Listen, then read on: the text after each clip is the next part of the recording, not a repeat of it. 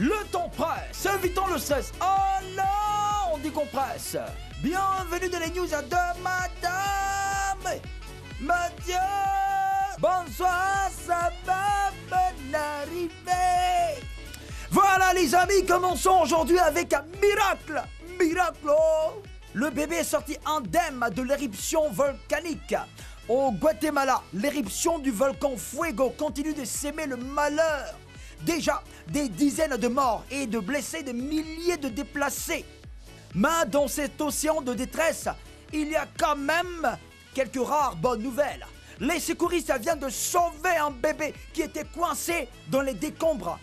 La fillette, âgée de quelques mois, a été soignée dans un hôpital avant d'être remise à sa famille. La maison des parents du bébé était au cœur de la zone de l'éruption volcanique. Mais tous les membres de la famille ont survécu. Merci Seigneur, merci oh. France, le fils de Marc-Vivien Foé risque 30 ans de prison. Marc Scott Foé, le fils de feu Marc-Vivien Foé, a comparu lundi devant un tribunal de Lyon en France. Jeune homme de 22 ans risque 30 ans de prison parce qu'il est accusé de vol à main armée et de séquestration. Les faits se sont déroulés en 2015. Le fils de Foé et un complice ont attaqué un prêtre avec une arme. Ils ont menotté et frappé l'homme de Dieu tout en cherchant le coffre-fort du presbytère. C'est alors que l'alarme s'est déclenchée. Dans sa fuite, le fils de Foé a oublié son arme. Et c'est en revenant la chercher qu'il est tombé sur une patrouille de gendarmerie. La mort de mon père était difficile à supporter et m'a poussé à l'autodestruction. A-t-il tenté d'expliquer? En tout cas, ça c'est la destruction même, mon petit. Ton papa est un héros. Pardon, faut pas venir gâter son nom avec ton affaire de braquage là, hein? D'accord? Ressaisis-toi.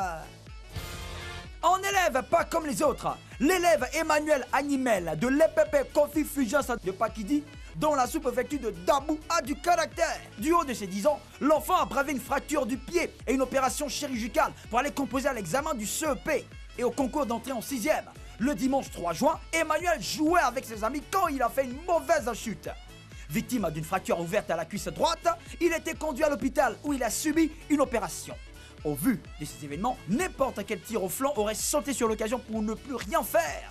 Mais pas le petit Animel. Le mardi 5 juin, jour de l'examen, il a bravé la douleur pour aller composer en fauteuil roulant. Je peux tenir, j'ai le moral. Dieu va m'aider à réussir mon examen, a-t-il déclaré. Mon petit bravo. Terminons avec ce fait insolite. Le crocodile attaque le pasteur en plein baptême. C'est arrivé en Éthiopie, le pasteur protestant Dosho Estet et 80 membres de son église sont allés au lac pour un baptême par immersion. Le pasteur a baptisé une première personne. Il s'apprêtait à passer à son deuxième fidèle quand un crocodile a surgi de l'eau pour l'attaquer. Ça, c'est le diable qui a envoyé ça. Des pêcheurs ont tenté de secourir le pasteur de l'emprise de l'animal sans succès. Le crocodile l'a mortellement mordu au dos, à la jambe et aux mains. Et les sauveurs n'ont pu récupérer que le cadavre du pasteur. Que Dieu soit avec lui là-haut. C'est tout, le temps presse, évitons le stress, allons décompresse. C'était les news de Madame